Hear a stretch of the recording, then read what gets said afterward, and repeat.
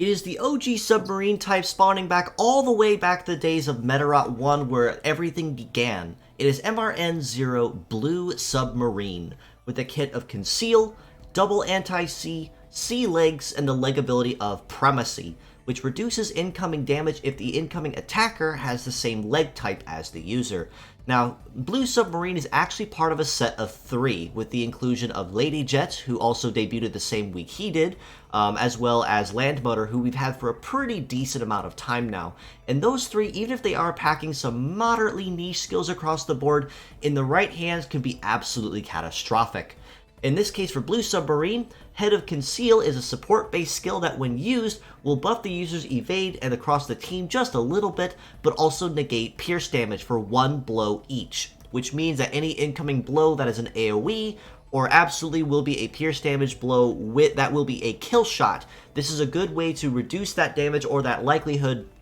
even if it does cost you the part to use. As in cases, say like using Hammer or Power Hammer, it will divert all the damage to that one part and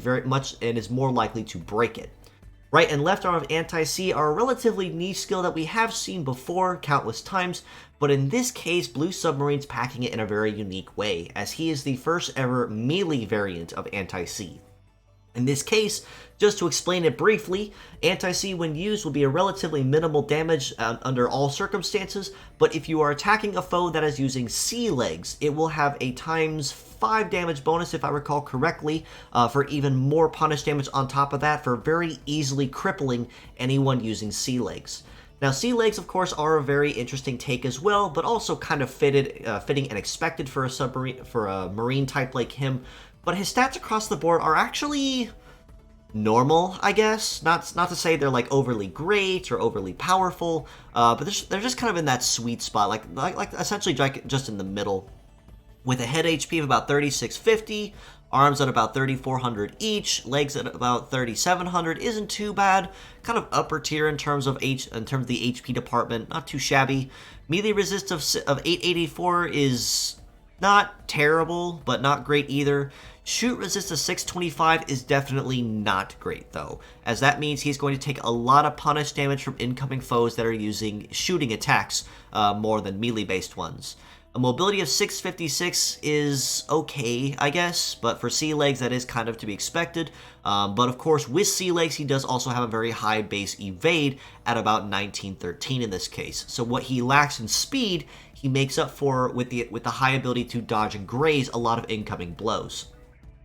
Now, Blue Submarine is also capable of transforming, where he exchanges his kit for a more supportive-based one as an auxiliary booster in this case, more than a dedicated fighter. In this case, he will exchange his kit out for a kit of Sword, Fight Boost, Mobile Boost, but he maintains his C legs and his Premacy leg ability, so there really is no need to go into any further detail on those. Now, while in this form, though, he does gain a more conventional skill, which is Basic Sword, and in this case, it is a conventional and balanced melee skill. Can't usually ever go wrong with using it, as it's one that you can use anywhere, and this honestly would be Blue Submarine's more conventional and more consistent form of base damage if you do choose to use him across the board. Fight Boost is a support-based skill that when used will buff melee-based damage of himself and all allies that are using melee parts by about 20 or 30% or so once that buff does go active. And Mobile Boost will do roughly about the same thing to all allies, but boost their mobility by about 20 to 30% as long as the buff remains active. Now, in this form, Blue Submarine is just a little bit tankier than he is in his robot mode. In this case, he does trade a little bit of his evade as it actually goes down by about 100 or so points, down to about 1761, but he exchanges it for a much higher melee resist at about 1141 and a shoot resist of 851. Now, even though his mobility doesn't go up too terribly much, this form is definitely going to be a lot better for more conventional fighting, as a way that he can keep more conventional and more reliable damage reduction in this case, as well as a more conventional and base form of attacking that's not a conditional attack. That being said, as a pure set score, I do honestly have to rate Blue Submarine a pretty flat 6 out of 10 across the board. Kind of in that nice little middle of the road kind of thing where you want him to be, even though he is very niche by himself. He does honestly come packing some pretty decent support-based skills, making him a pretty well-rounded auxiliary fighter whenever you find yourself fighting on aquatic-based terrains especially given that he can shift back and forth with no major issue, and he can shift between using melee, anti-sea, and sword pretty much whenever he feels like it. As mixed parts, I do have to rate him equally at a 6 out of 10, given that even though that you would be sacrificing the mobile boost, fight boost, and the conventional sword,